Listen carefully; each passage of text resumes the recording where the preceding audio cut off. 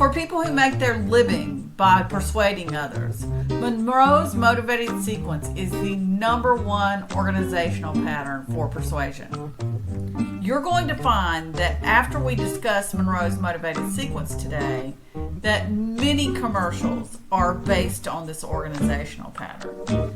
This pattern is so popular because it keeps the problem-solution format while also creating cognitive dissonance and positive motivation, all well-researched and known principles to persuade others. There are 5 steps in the process, but the gist of the process is to create listener unhappiness or frustration with the situation. In other words, create that dissonance and then point them in the direction that you want them to adopt. The format works perfectly for question of policy speeches in which you want someone to take an action as a result of your speech. Monroe's motivated sequence was developed in the 1930s by Alan Monroe, a professor at Purdue University. The first step we're already familiar with. That's the attention step, starting with an attention getter and grabbing our audience into our topic. So this is basically the same thing as the introduction to your speech. Once you've gotten the attention of the audience, you want to go ahead and talk about the need for change or the problem that exists. This is where you create some negative motivation, why the audience doesn't want to continue to see this negative and keep having dissonance. The audience needs to believe that this need or problem impacts them directly, and you need to support it with logical appeals and ample evidence to prove that the problem exists. After you've finished the need step and detailed the problem, you want to give your audience the satisfaction or solution step. How are you going to solve the problem for them? What is your solution and the key characteristics of your solution?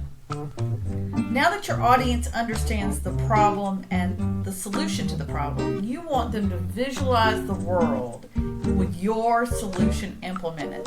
This is where you create positive motivation for them to see the world as it could be. This is very literary and very much hypothetical and imagining. Then once you've created the desire for your change in your visualization step, you're going to go ahead into your conclusion, which is the action step. And you're going to call to action, ask your audience to take the next step towards your solution.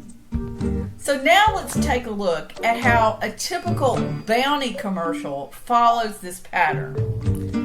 So the commercial starts with a big spill. Maybe a kid throws a bottle and it goes all over the floor.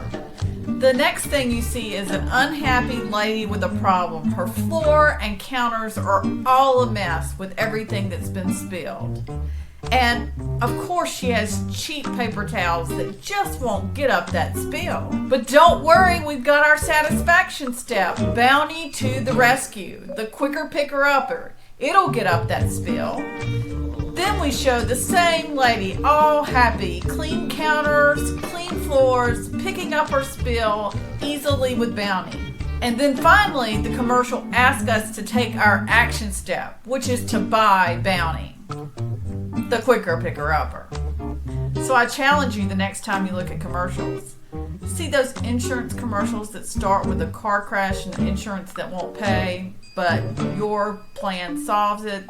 See the beer commercial with the lonely loser who drinks the beer and then all of a sudden life is great? That's Monroe's motivated sequence. So we're going to use Monroe's motivated sequence in our group project.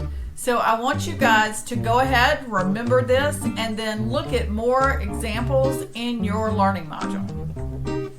Have a great day, and thanks.